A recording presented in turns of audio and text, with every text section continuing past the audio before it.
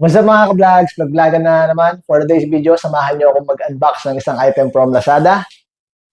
So, ang video ito is also an evidence para kung sakasakaling maling item ang pinadala o sinadya akong iskamin. Meron tayong ebidensya. So, isa tong arcade joystick. No? Nakakamiss lang kasi maglaro ng arcade sa mga malls. No? Sa mga World of Pan, ganyan. Sa Tom's World. No? Ngayon, wala na masyadong ganitong klase ng joystick o wala nang mga ganitong klaseng arcade na video games sa mga malls. Mga ano na lang, mga ibang mga pinagkakaabalahan na lang yung mga laro doon. Okay? So, unboxing na natin. Okay? Napakakapal ng kanyang bubble wrap. So, thumbs up dyan sa seller na ginawa niyang super safety itong item. Yan.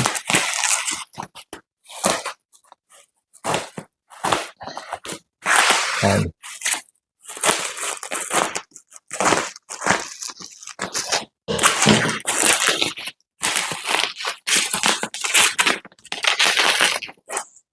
Ito na. Ito na. Box na siya.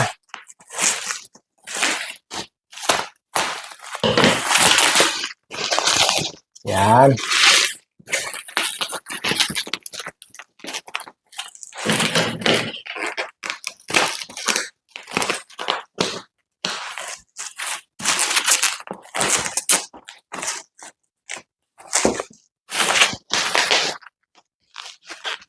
Nagkaroon kasi ako ng extra budget. Kaya nabili ko to mga ka-vlogs. Ano to, luho. Para may magamit kami ng mga bata. Para mapa-experience ko sa kanila yung joystick na ganito ang klase.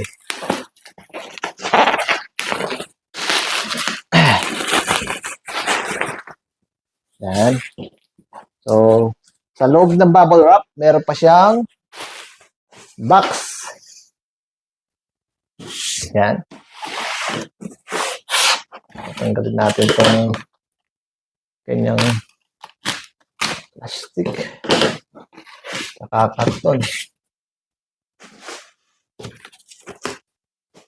Yan. So, ito yung item mga ka-vlogs. Isa siyang PXN Arcade Fighting Stick. Arcade Fight Stick. Yan. PXN 008. Meron pa siyang kasamang resibo. Okay. JG Superstore. Okay. Meron siyang kasamang resibo. Okay. So, dito sa box niya, makikita natin yung kanyang PXN 008. Yan. Arcade Fight Stick. Ayan. O, tanggalin natin yung kanyang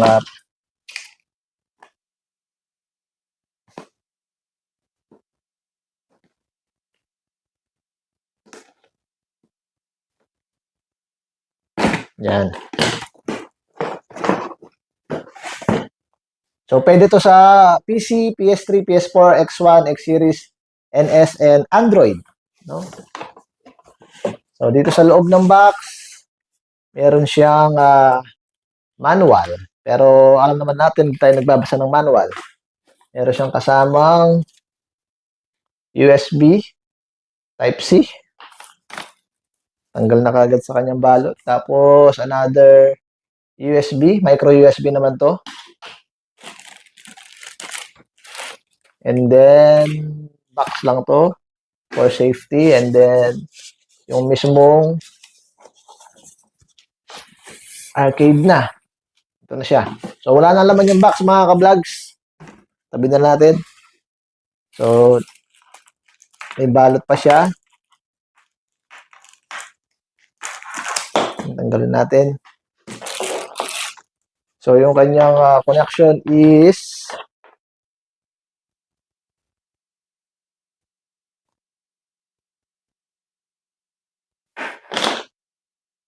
USB port.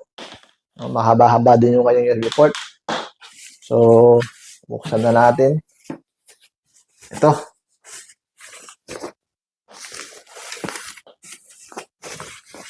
Ayan. So, ito na yung ating joystick mga ka-vlogs. Okay. So, ayan.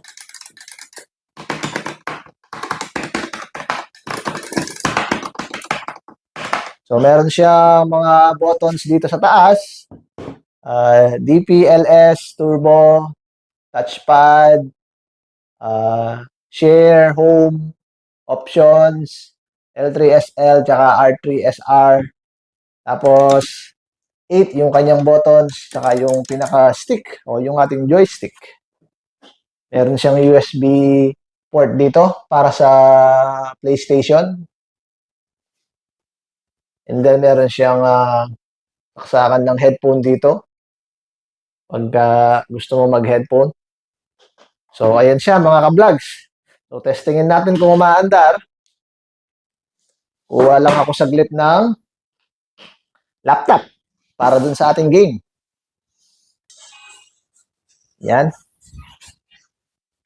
O, start. O, umaandar siya.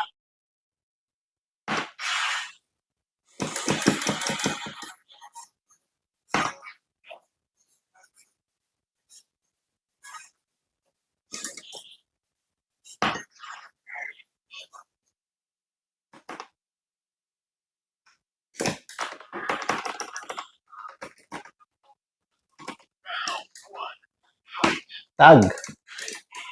Uy. Okay, tama naman. Nice. Mo-combo siya.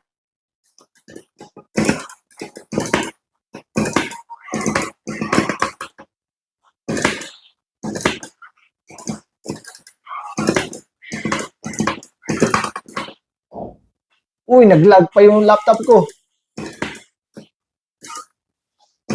Ay.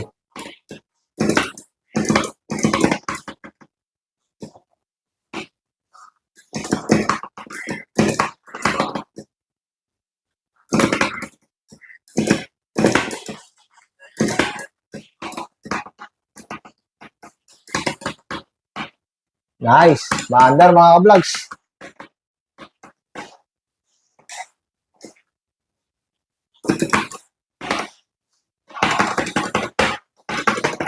Ay, hindi ko nakuha.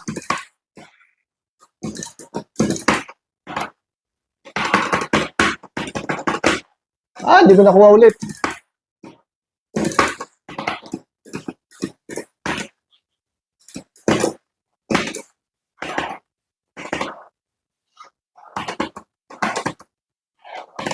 Mhm.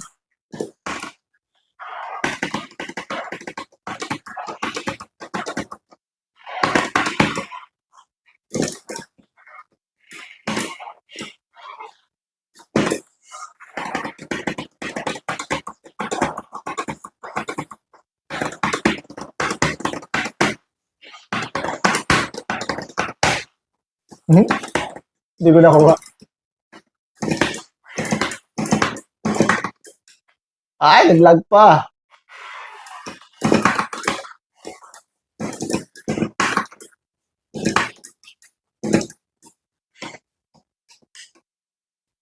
Okay, last stage.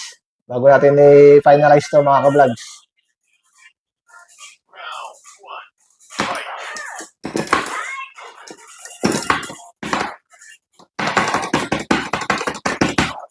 Ay, hindi ko nakuha.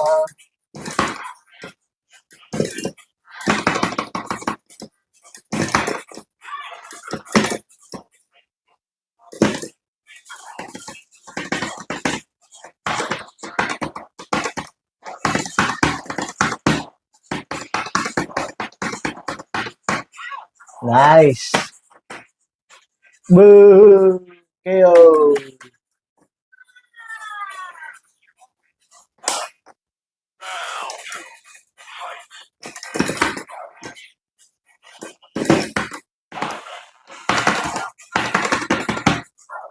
Hindi ko naman nakuha.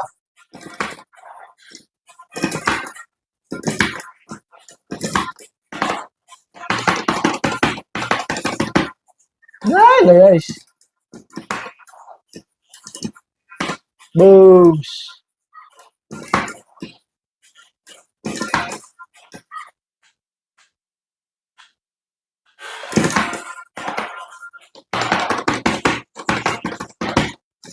Naman.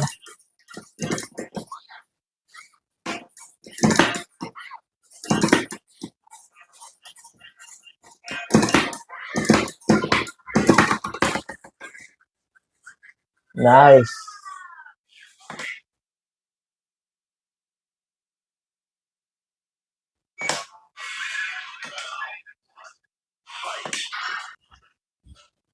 Okay, ma-under naman yung ating controller mga ka-vlogs. Yan, ma-under naman siya. So, yun. So, legit yung item natin mga ka-vlogs. O, sa mga gustong bumili ng joystick na to, lalagay ko na lang dyan sa comment section o kaya dyan sa may description yung link sa Lazada. Okay, mga ka-vlogs. Nabili ko nga pala to ng 2,700. Yun yung ano niya, price niya nung nabili ko siya o nung in-order ko siya. So, yun mga ka-vlogs. Kung nagustuhan niyo yung ating content, yung ating unboxing for today, pakipindot yung like button. Kung di pa kayo nakapag-subscribe, mag-subscribe na kayo. At pindutin niyo yung notification bell dyan sa baba para updated kayo sa mga future videos natin. Ingat kayo palagi. Stay safe. Bye-bye.